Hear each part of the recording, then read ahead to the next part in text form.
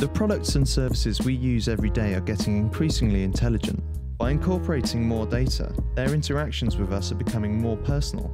And with no shortage of data for them to mine, the only limits on them will be those we choose to set. Intelligent design.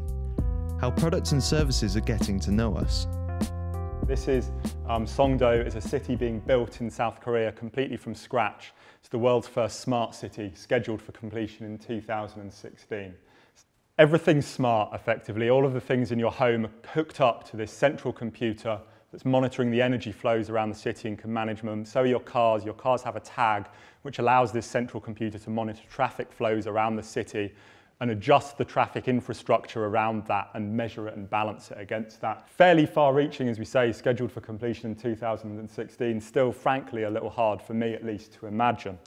But there are already examples of these smarter products and services that we can use, and the way that intelligently designed services are starting to take advantage of some of this data that Ryan's touched on. So again, going back to the cave paintings, if I can, 30,000 BC-ish, no data, none at all.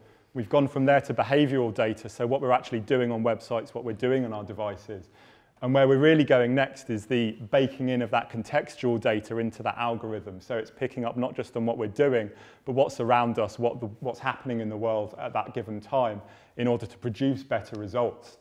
The thing that's really at the forefront and driving a lot of it is our mobile phones. They're very much becoming the sort of central hub in terms of picking up a lot of this data. So built into them, they have not only things that can measure, listen to you, watch you, know where you are with GPS, also how quickly you're moving, your altitude, what the weather's like outside, all of these different contextual information sources to add a layer of data to what you're actually using the device for.